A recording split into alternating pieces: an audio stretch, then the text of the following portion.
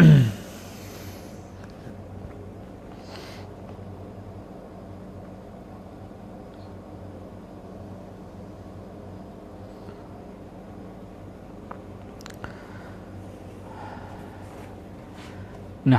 ونصلي على رسوله الكريم اما بعد فاعوذ بالله من الشیطان الرجیم بسم اللہ الرحمن الرحیم۔ میرے محترم بھائیوں، بزرگوں، محترم سامعین اور حاضرین، السلام علیکم ورحمۃ اللہ تعالی وبرکاتہ۔ ہمارا پچھلے کچھ دنوں سے جو بیان چل رہا تھا وہ اس بات کے اوپر چل رہا تھا کہ ہم نیکی کے کاموں میں دیر نہ کریں۔ جب نیکی کا کوئی داعیہ یا کوئی اللہ تعالیٰ کی طرف سے نیکی کا مہمان ہمارے دل میں آئے، اللہ تعالیٰ نیکی کا داعیہ ہمارے دل میں ڈالیں، تو ہم اس کے اوپر فوری عمل کرنے کی کوشش کریں اور اس نیک کام پر عمل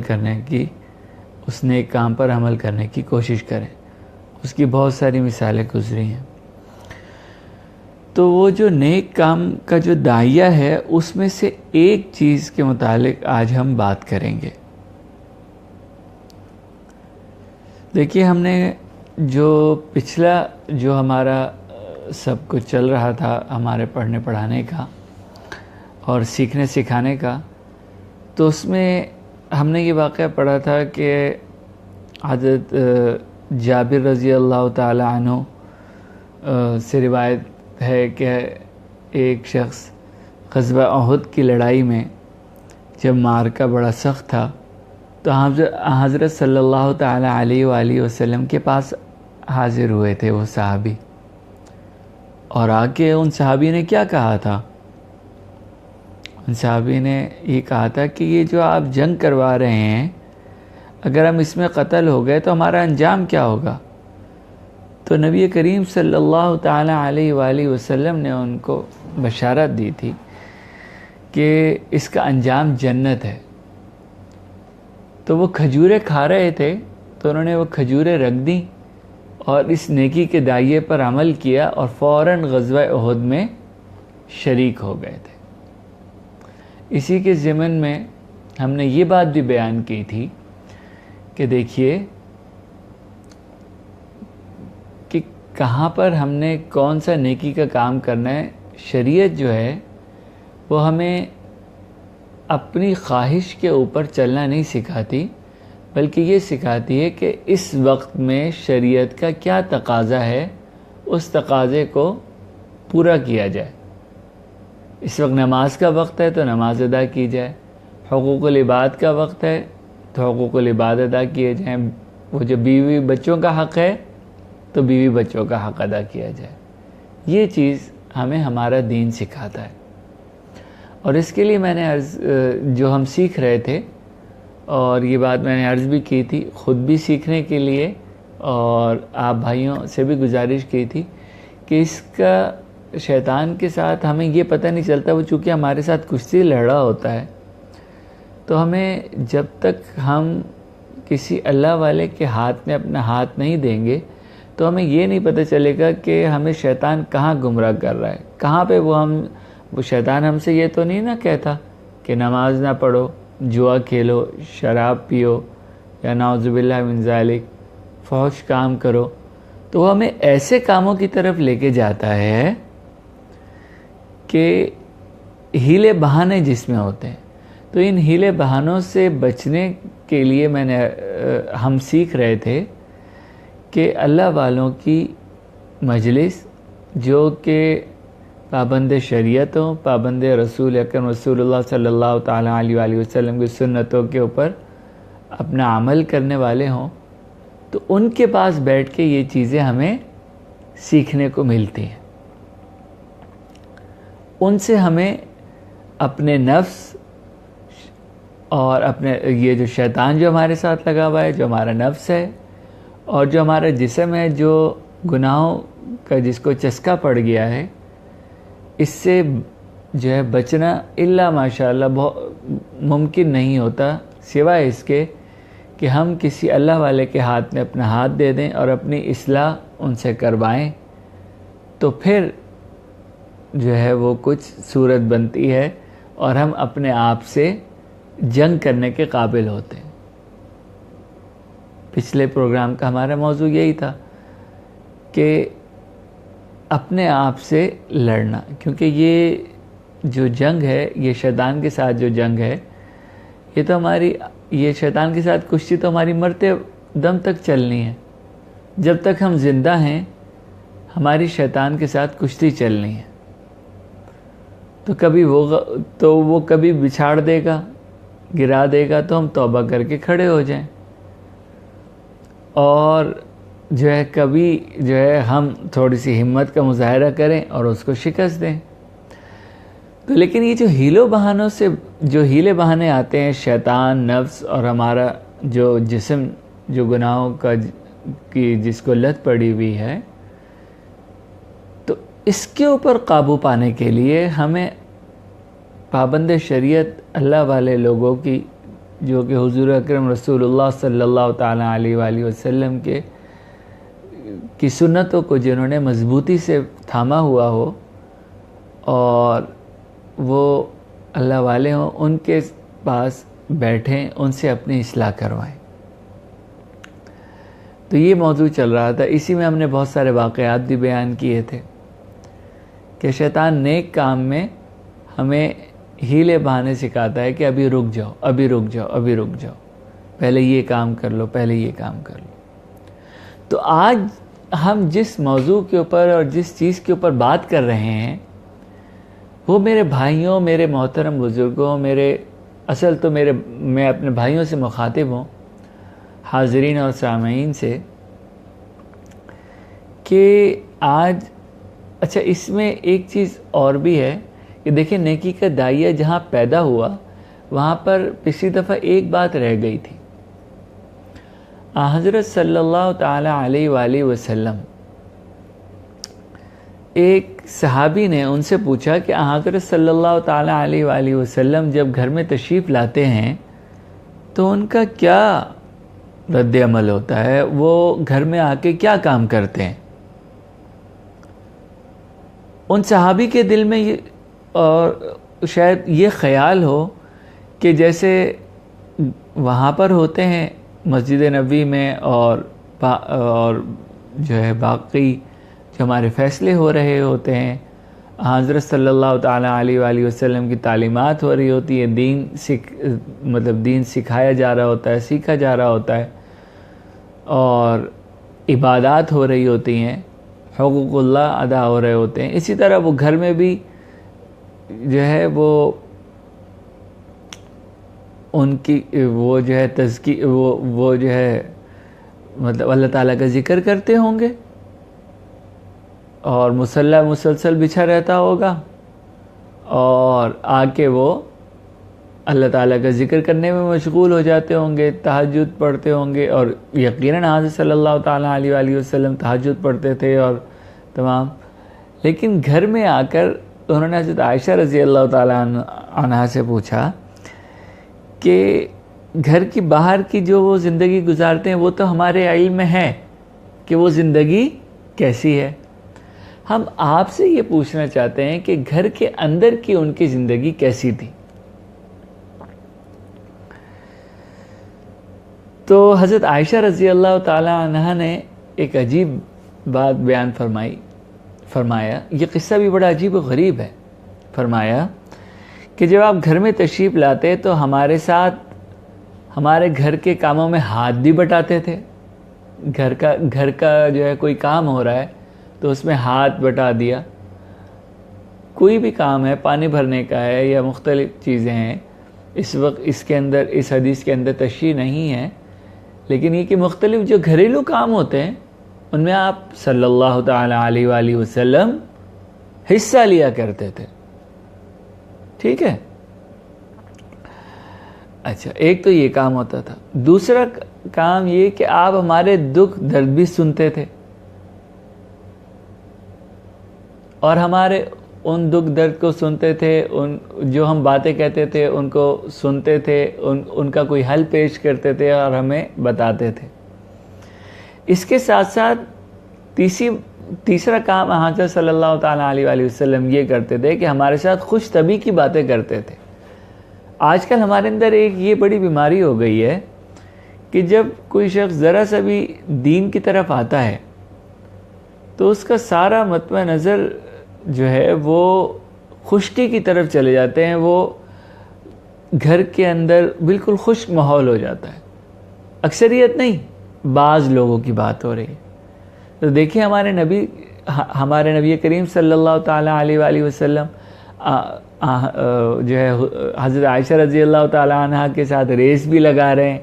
ہنسی مذاق بھی ہو رہا ہے، اور بھی بہت سارے واقعات یہ جو ہے احادیث کی کتابوں میں مذکور ہیں کہ آپ صلی اللہ تعالیٰ علیہ وآلہ وسلم نے مذاق فرمایا، لیکن جھوٹ کے ساتھ نہیں بلکہ خوش طبعی کے لیے۔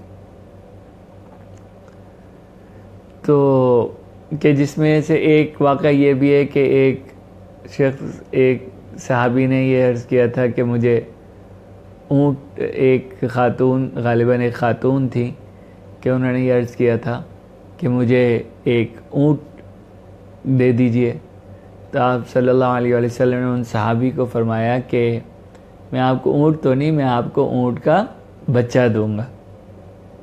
تو جب دیکھا تو وہ آیا تو وہ صحابی بڑے وہ ہوئے کہ مجھے تو ضرورت تو اونٹ کی ہے، لیکن جب آیا تو دیکھا کہ وہ میں آپ کو اونٹ کا بچہ دوں گا، آپ صلی اللہ علیہ وسلم نے یہ فرمایا تھا، لیکن جب آیا تو دیکھا تو وہ اونٹ تھا۔ تو آپ صلی اللہ علیہ وآلہ وسلم نے خوش طبعی کے طور پہ فرمایا کہ بھئی یہ بھی تو اونٹ کا بچہ ہے۔ تو کہنے کا مقصد یہ ہے کہ آپ صلی اللہ تعالیٰ علیہ وآلہ وسلم ازواج مطہرات کے ساتھ گھر میں آ کر خوش طبعی کی باتیں بھی کرتے تھے، گھر کے کاموں میں بھی حصہ لیتے تھے، دکھ درد بھی سنتے تھے۔ حالانکہ عصر سے مغرب کا وقت ہوتا تھا اور اس میں اتنے سارے گھروں میں جانا بھی ہوتا تھا، لیکن حضرت جو بات بتانے والی ہے اس واقعے میں وہ یہ کہ حضرت عائشہ رضی اللہ تعالیٰ عنہ فرماتی ہیں کہ ایک بات ایسی ہے کہ وہ بڑی عجیب و غریب ہے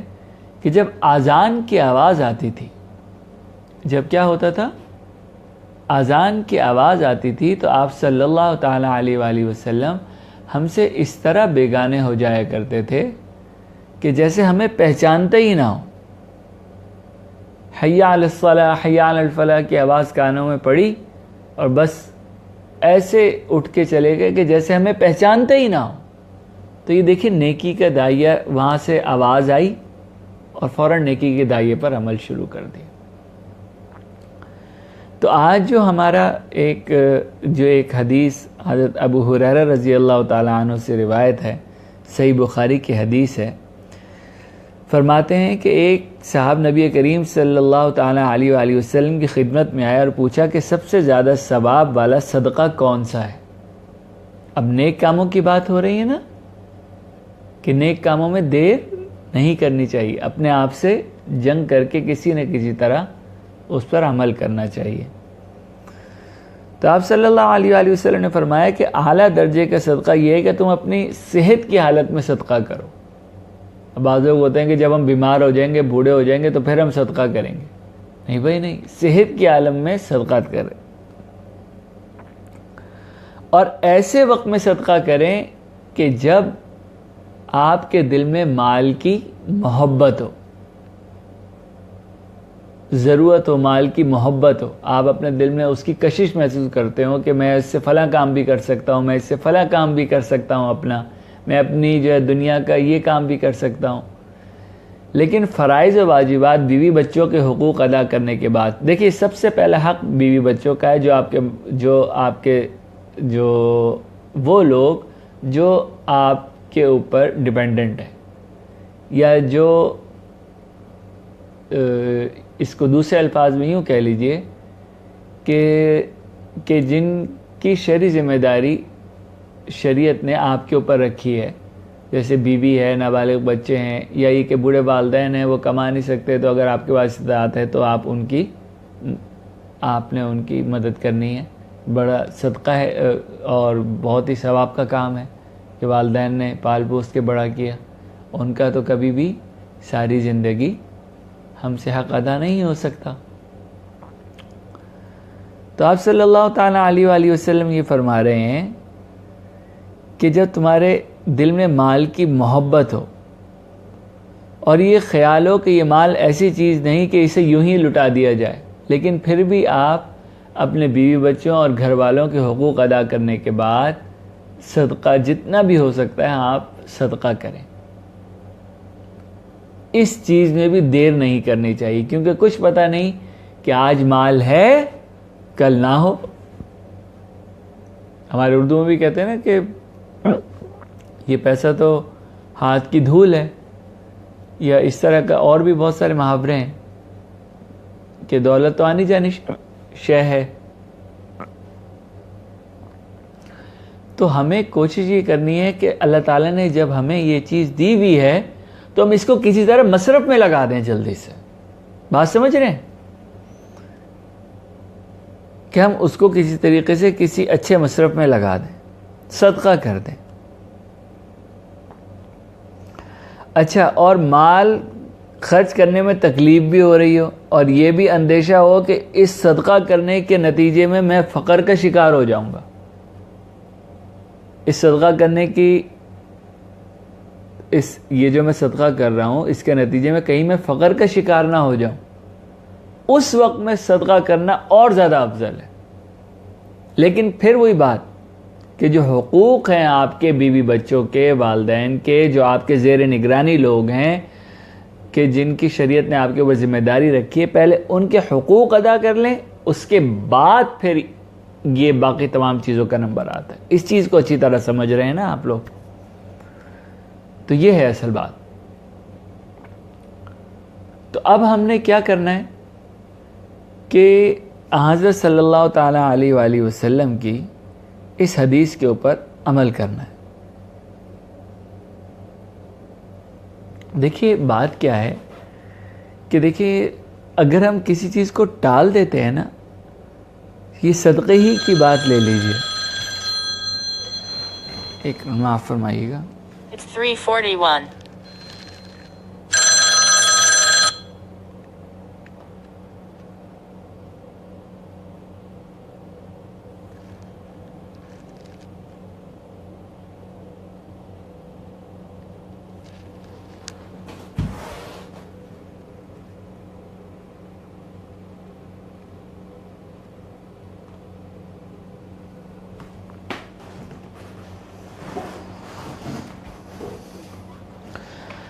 تو اگر ہم اس بات کو ٹال دیتے ہیں کہ اچھا ابھی ہم تھوڑی دیر کے بعد صدقہ کر لیں گے،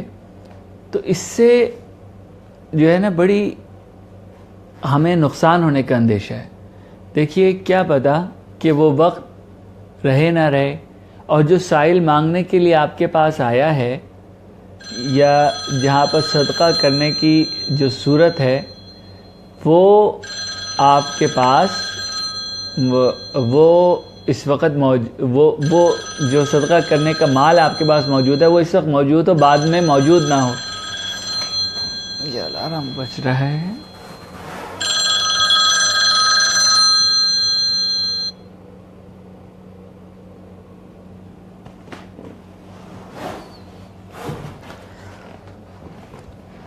اچھا، تو اب دیکھیے اب میرے پاس پیسے موجود ہیں اور میں نے یہ سوچا کہ میں اس وقت صدقہ کر دیتا ہوں. تو جس آدمی کو ضرورت تھی میں نے اپنے والدین کے حقوق بھی ادا کر دیے، میں نے اپنے بہن بھائیوں کے حقوق بھی ادا کر دیے، اور اپنے والدین کے بھی. اللہ تعالیٰ ہم سب کو ایسا بنائے. لیکن اس کے بعد پھر کیا ہوا کہ جس شخص کو ضرورت تھی اس شخص کو ضرورت نہیں رہی، یا اتنے خرچے کرتے ہوئے کچھ ایسی ضروریات سامنے آئیں کہ وہ صدقہ نہیں کر سکے. تو دیکھیے اپنے حقوق ادا کرنے کے بعد جو بات کہنے کا مقصد یہ ہے کہ سب سے جو بہترین کام ہے صدقہ کرنے میں دیر نہیں کرنی چاہیے، کیونکہ صدقہ ایک تو بلاؤں کو ٹالتا ہے، آپ کو معلوم ہے، دوسرا اللہ تعالیٰ کے غضب کو ٹھنڈا کرنے والا ہے، اور تیسرا یہ کہ ہمارے لیے صدقہ جاریہ ہے. اور مال کا صدقہ اللہ تعالیٰ کے ہاں جان مال کا صدقہ جو ہے بڑی اہمیت کا حامل ہے، کیونکہ دنیاوی چیزیں جو ہمیں محبوب ہوتی ہے نا، مجھے محبوب ہیں، آپ کو محبوب ہیں، مجھے محبوب ہیں، ان چیزوں کو جب ہم اللہ تعالیٰ کی راہ میں نکالتے ہیں تو اللہ تعالیٰ اس سے بہت خوش ہوتے ہیں. اللہ تعالیٰ اس سے بہت خوش ہوتے ہیں. تو ہمیں یہ کوشش کرنی ہے. اچھا، اور ایک اور بات کہ آپ کبھی بھی، ہمیں یہ ہوتا ہے کہ ہم حج پہ جائیں گے یا صدقہ کریں گے تو اس سے ہمارے مال میں کمی ہو جائے گی. یاد رکھیے کبھی کمی نہیں ہوتی. صدقہ کرنے سے مال آپ کے پاس، آپ لکھ لیجئے یہ بات کہ جو صدقے دل سے اللہ تعالیٰ کی رضا کی خاطر، شرط کیا ہے؟ اللہ تعالیٰ کی رضا کی خاطر وہ شخص صدقہ کرتا ہوگا تو اللہ تعالیٰ اس کے مال میں خوب برکت عطا فرمائیں گے. لیکن آپ نیت یہ نہ رکھیں، دیکھیں وہ برکت تو ہوگی ہی ہوگی، لیکن آپ نے نیت کیا رکھنی ہے کہ میں اللہ تعالیٰ کی رضا کے لیے صدقہ کر رہا ہوں. جب آپ یہ نیت رکھیں گے، یہ اچھی نیت رکھیں گے، تو پھر اس کا آپ کو اجر و ثواب بھی ملے گا. اور اجر و ثواب تو ویسے بھی ملے گا، لیکن اس کا اور زیادہ ملے گا، کیونکہ اس کے اندر کوئی لالچ نہیں ہے، نیت صحیح ہے. تو اسی لیے میں نے کہا تھا کہ یہ شیطان بہکاتا ہے کہ دیکھو جیسے ہم زکوٰۃ دیتے ہیں تو زکوٰۃ کے اندر کہ بھائی مال کے اندر کمی نہیں ہوتی، تو بہت سارے لوگ زکوٰۃ اس لیے بھی دینے لگ جاتے ہیں کہ مال ہمارا بڑھے گا. یہ نیت نہیں ہونی چاہیے. نیت کیا ہونی چاہیے؟ اللہ تعالیٰ کی رضا، کہ مجھ سے اللہ پاک راضی ہو جائیں. والدین کی خدمت میں بھی رضا اسی لیے کہ اللہ پاک راضی ہو جائے. میں اپنی،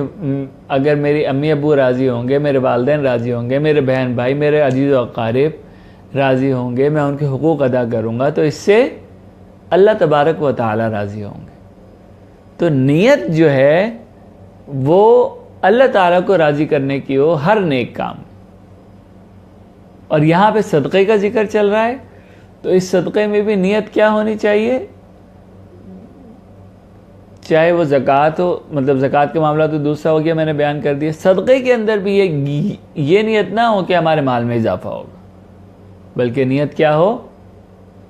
کہ اس کی برکت سے میں یہ صدقہ دے رہا ہوں، اللہ تعالیٰ اس کو قبول فرمائے، میرے لیے صدقہ جاریہ بنائے، اور محض اپنے فضل و کرم سے اس کو قبول و منظور فرمائے، اور میں یہ اللہ تعالیٰ کی خالص رضا کے لیے دے رہا ہوں. تو پھر آپ دیکھیے کہ کیا خیر و برکت عطا ہوتی ہے. اب شیطان اس میں ہمیں بہت طریقے کے دھوکے لگاتا ہے کہ ابھی تو تمہارے پاس، ابھی تو تم نوجوان ہو، ابھی تو تم نے کمانا شروع کیا ہے. نہیں بھائی، نہیں نہیں نہیں نہیں نہیں. جتنا مال ہے، تھوڑا ہے زیادہ ہے، جتنا بھی ہے اس میں سے کچھ حصہ مقرر کر کے صدقے کے لیے نکالا کریں. کوئی بزنس مین ہے تو وہ اپنا کوئی حد مقرر کر لے اپنے گھریلو حساب کتاب کو دیکھ کر، اور وہ صدقہ ضرور نکالا کرے. بہت ساری پریشانیاں اور جو مصائب آنے ہوتے ہیں وہ صدقے کی برکت سے ہی اللہ تعالیٰ دور فرما دیتے ہیں. اسی طریقے سے آپ کے بہت سارے مسئلے مسائل اللہ تعالیٰ صدقے کی خالص، جو اللہ تعالیٰ کی رضا کے لیے کیا گیا ہو، اس کی برکت سے آپ کی زندگی میں بڑا انقلاب برپا ہو جاتا ہے. آپ کے دل سے پیسے کی محبت نکل جاتی ہے. پیسہ تو آ ہی رہا ہے، وہ تو آئے گا ہی آئے گا، جتنا مقدر میں اللہ تعالیٰ نے آپ کے لکھ دیا وہ تو آپ کو مل کر ہی رہے گا، لیکن محبت ختم ہو جائے گی، جو کہ جڑ ہے ساری جو یعنی بہت ساری جو ہمارے مسائل ہیں کہ جس میں ہم دین پہ صحیح طرح نہیں چل پاتے، اس میں سے ایک دنیا کی محبت ہے. تو دنیا کی محبت نکالنے کا ذریعہ کیا ہے کہ جو اپنی پسند کی چیز ہے وہ اللہ کی راہ میں خرچ کی جائے. تو جب ہم اپنی پسند کی چیز اللہ تعالیٰ کی راہ میں خرچ کریں گے تو آپ مجھے ایک بات بتائیے، کیا اللہ پاک کتنے غیرت والے ہیں، کتنی محبت والے ہیں؟ تو کیا وہ اس کو ویسے ہی چھوڑ دیں گے؟ وہ دیں گے، بالکل دیں گے، اور بہت بڑا چڑھا کر دیں گے. دنیا میں بھی اس کا صلہ ملے گا، آخرت میں بھی ملے گا، لیکن نیت خالص ہو، اللہ کی رضا. بار بار میں ایک بات دہرا رہا ہوں کہ نیت خالص ہو، دکھاوا مقصود نہ ہو کہ میں یہ دوں گا تو فلاں آدمی مجھے ہی کہے گا کہ بھئی تم تو بہت نیک ہو گئے. نہیں. یا اگر میں یہ کہوں گا، یا یہ کہ میں اگر ایسا یہ نیک کام کروں گا، صدقہ دوں گا، تو وہ کہیں گے بھئی انہوں نے تو اتنے پیسے جمع کروائے. نہیں، نیت کیا ہونی چاہیے؟ اللہ تعالیٰ کی رضا. تو بات کیا چل رہی تھی کہ شیطان آپ کو ہمیں جو ہے نا دھوکہ دیتا ہے کہ اچھا ابھی رک جاؤ، تھوڑا سا وقت ہے، تھوڑا سا صبر کر لو، جب تھوڑے سے پیسے زیادہ آ جائیں گے تو پھر اللہ تعالیٰ کی راہ میں لگا دینا. ہم نے ایسا نہیں کرنا. شیطان کے شیطان اگر کوئی ایسا وسوسہ ڈالتا ہے تو اعوذ باللہ من الشیطان الرجیم پڑھیں اور نیک کام کی طرف بڑھیں. ٹھیک ہے، ایک بات تو یہ ہو گئی. اور اس صدقے کو سر انجام دیجیے.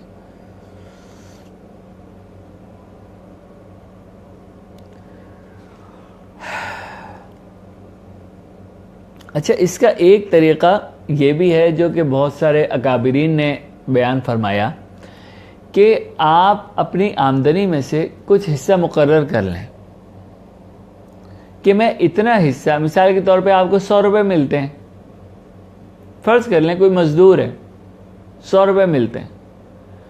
تو وہ یہ کر لے کہ بھائی میں اس میں سے 1 روپیہ میں اللہ تعالیٰ کی راہ میں خرچ کروں گا. اب یہ دیکھیے، میں بڑی ایک اہم بات بتانے لگا ہوں جو کہ میں نے بھی سیکھی ہے اور میں اس کو سیکھنے کی کوشش کر رہا ہوں، اور آپ لوگوں کی خدمت میں بھی عرض کرتا ہوں کہ اللہ تعالیٰ کے ہاں مقدار نہیں دیکھی جاتی کہ اس نے کتنا دیا. 1 روپیہ دیا، 1000 روپیہ دیا، 1 لاکھ دیا، 1 کروڑ دیا، 1 ارب دیا. نہیں، اللہ تعالیٰ کے ہاں جو ہے اس کی مقدار نہیں دیکھی جاتی. اللہ تعالیٰ کے ہاں اخلاص دیکھا جاتا ہے کہ اخلاص کے ساتھ اس نے کتنا دیا. آسان الفاظ،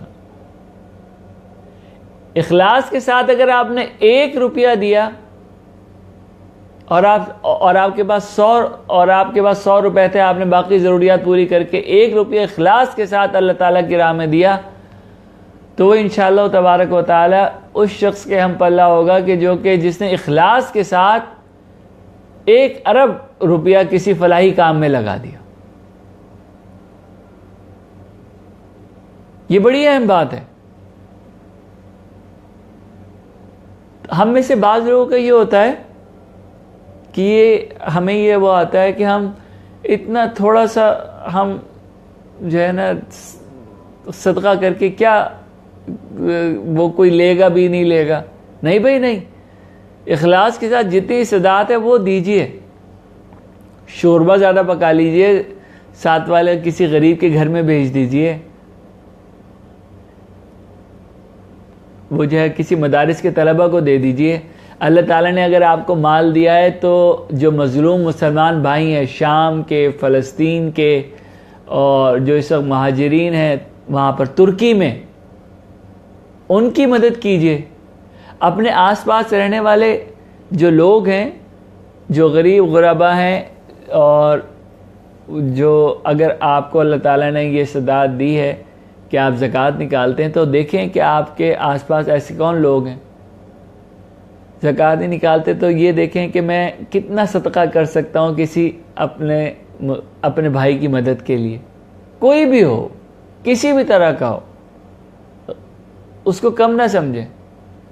چاہے وہ ایک بکری کا کھوری کیوں نہ ہو۔ کوئی آپ کے گھر میں وہ کوئی ایک روٹی رکھی ہوئی ہے، وہ اپنے کسی جاننے والے اپنے کسی بھائی کو جو کہ برا نہ مانے اس کو دے دیں۔ آپ کا کوئی سویٹر پرانا ہو گیا ہے، وہ سویٹر آپ کسی کو دے دیجئے۔ آپ اب آگے سردیاں آئیں گی تو اس میں آپ کے کچھ ایسے کپڑے یا ایسی کوئی چیز ہو جو آپ کے استعمال میں نہ آ رہی ہو، اب چھوٹی ہو گئی ہو یا کسی اور وجہ سے، تو وہ اپنے کسی مستحق بھائی کو دے دیجئے، جناب صدقے میں دے دیجئے۔ تو صدقہ کرنے میں بھی دیر نہیں کرنی چاہیے۔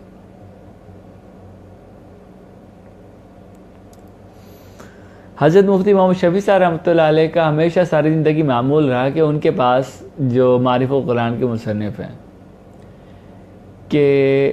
اور شیخ الاسلام حضرت مولانا مفتی محمد تقی عثمانی صاحب اور جناب مفتی اعظم پاکستان حضرت مولانا مفتی محمد رفیع عثمانی صاحب مد اللہ تعالی ذلہ بالعافیہ، ان کے والد بھی ہیں اور ان حضرات کے والد ہیں۔ معرف القرآن بڑی مشہور تفسیر اللہ تعالیٰ نے مقبول فرمائی، تو انہوں نے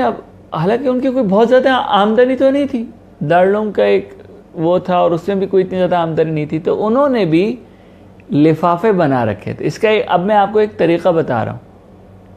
انہوں نے مدیں بنا رکھی تھی کہ بھائی یہ جو ایک لفافہ ہے اس کے اندر تھوڑی سی رقم ڈال دیا کرتے تھے کہ بھائی یہ جو ہے حج کے لیے ہے، کچھ رقم ڈال دی کہ بھائی یہ زکوٰۃ کی مد کے ہیں جب بھی پیسے آئے، کچھ رقم ڈال دی کہ بھائی یہ جو ہے نا یہ صدقے کے لیے ہیں۔ تو جیسے ہی کوئی سائل آتا تھا تو وہ جو لفافے ہوتے تھے وہ تیار ہوتے تھے، این وقت پریشانی نہیں ہوتی تھی۔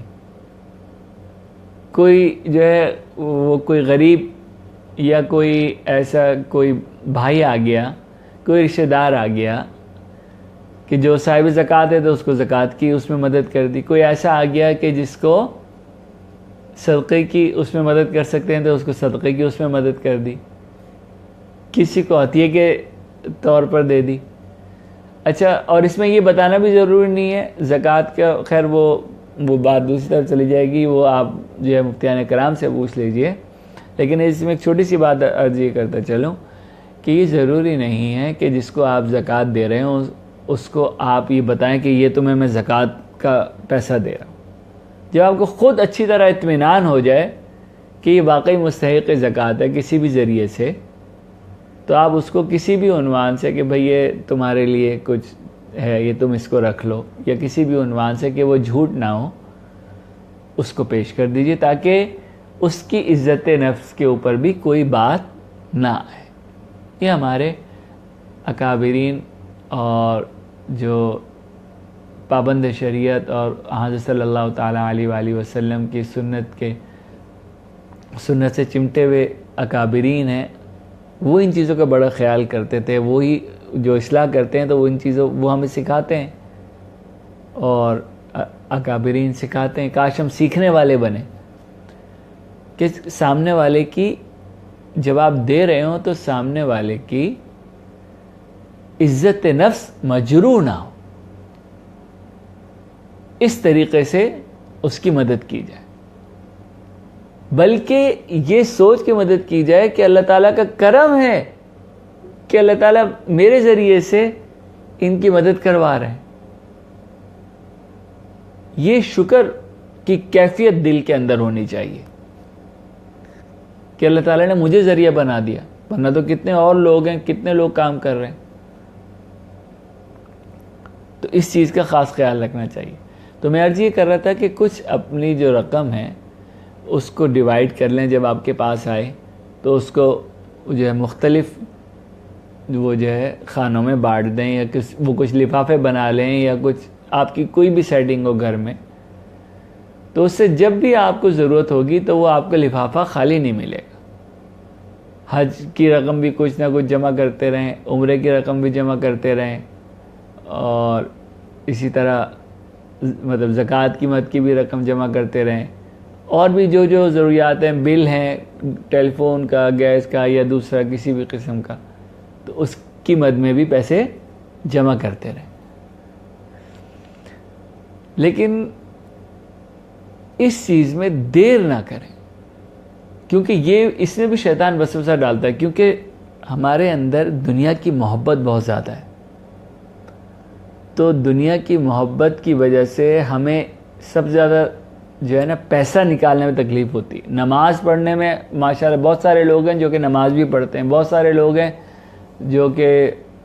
اچھے وہ جو تہجد بھی پڑھ لیں گے، باقی کام بھی کر لیں گے۔ جہاں کہیں پیسہ دینے کا معاملہ آئے گا، معاملات کا معاملہ آئے گا، حقوق العباد کا معاملہ آئے گا، بندوں کے حقوق ادا کرنے کا معاملہ آئے گا، تو وہاں پر وہ پیچھے ہٹ جاتے ہیں۔ تو ہم نے ایسا نہیں کرنا۔ ہم جو سیکھ رہے ہیں وہ دین سیکھ رہے ہیں کہ ہمارا دین کیا کہتا ہے، دعوت قرآن ہمیں کیا سکھا رہی ہے، اور احادیث ہمیں کیا سکھا رہی ہیں۔ ٹھیک ہے بھائی، تو ہم نے اس چیز میں جلدی کرنی ہے، کوشش کرنی ہے کہ ہم صحت کا انتظار نہ کریں، ہم جناب دولت زیادہ ہونے کا انتظار نہ کریں، جتنا جس وقت موقع ہے اور دل میں داعیہ پیدا ہوا، اس کو سوچ سمجھ کر اس کے اوپر عمل کر لیا جائے۔ مطلب پہلے سوچ لیں، حساب کتاب لگا لیں، جلد بازی نہ کریں کہ الٹ اب سارا اٹھا کے دے دیا،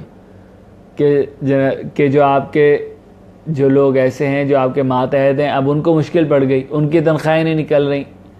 اور جو بیوی بچوں کے حقوق مارے جا رہے ہیں، والدین پریشان ہو رہے ہیں، جو بوڑھے والدین ہیں۔ تو ان چیزوں کا خیال رکھتے ہوئے ہم نے یہ سب کام کرنے ہیں۔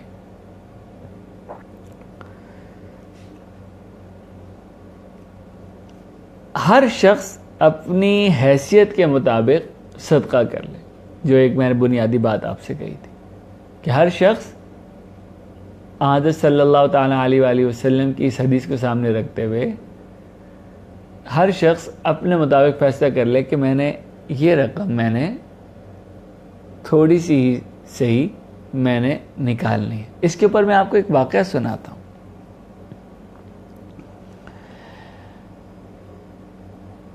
حضرت مفتی محمد شفیع صاحب رحمۃ اللہ علیہ ایک دفعہ تشریف لے جا رہے تھے حضرت شیخ الاسلام صاحب حضرت مولانا مفتی محمد تقی عثمانی صاحب مد اللہ تعالی ذلہ بالعافیہ آمین کے ساتھ۔ حضرت مفتی محمد شفیع صاحب رحمۃ اللہ علیہ نور اللہ مرقدہ کے پاس ایک بھکاری آیا، مانگنے والے جیسے آ جاتے ہیں، اور ان سے کہا کہ حضرت مجھے جو ہے کچھ دے دیجئے۔ تو اور وہ تھا بھی پیشہ ور بھکاری سا لگ رہا تھا، تو حضرت مفتی محمد شفیع صاحب رحمۃ اللہ علیہ نور اللہ مرقدہ کچھ پیسے جو کچھ بھی تھا وہ نکال کے کچھ دینے لگے۔ تو حضرت شیخ الاسلام صاحب حضرت مولانا مفتی محمد تقی عثمانی صاحب یہ جو ہے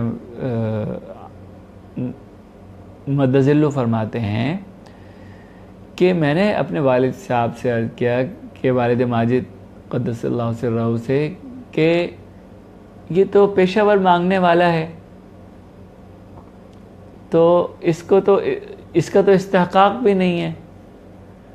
یہ تو مستحق بھی بظاہر نہیں لگتا، ظاہری احوال سے تو مستحق نہیں لگتا۔ تو جو جواب دیا حضرت والد ماجد نے ان کے، یعنی مفتی محمد شفیع صاحب رحمۃ اللہ علیہ نور اللہ مرقدہ نے، وہ حضرت شیخ الاسلام صاحب فرماتے ہیں کہ آج بھی میرے دل میں ایسا نقش ہے، فرمایا کہ جو کچھ اللہ تبارک و تعالی نے ہمیں عطا کیا ہے ہم بھی اس کے مستحق نہیں ہیں، ہم بھی اس کے مستحق نہیں ہیں۔ تو بھائیوں، ہم نے صدقہ خیرات میں اور نیکی کے کاموں میں بڑھ چڑھ کے حصہ لینا ہے، اور اس سے اپنی دنیا آخرت سنوارنے کی کوشش کرنی ہے۔ انشاءاللہ تعالی آپ کی خدمت میں پھر انشاءاللہ تعالی حاضر ہوں گا۔ وآخر دعوانا ان الحمدللہ رب العالمین۔ اللہ تعالی ہمیں جو ہم نے کہا ہے، سنا ہے اور بیٹھے ہیں، اور اس سننے سنانے کو اللہ تعالی قبول و منظور فرمائے، اور مجھے اور آپ کو اس پر عمل کرنے کی توفیق عطا فرمائے صدقے دل سے۔ تو انشاءاللہ تعالی پھر آپ سے ملاقات ہوگی۔ وآخر دعوانا ان الحمدللہ رب العالمین، والسلام علیکم ورحمۃ اللہ تعالی وبرکاتہ، فی امان اللہ۔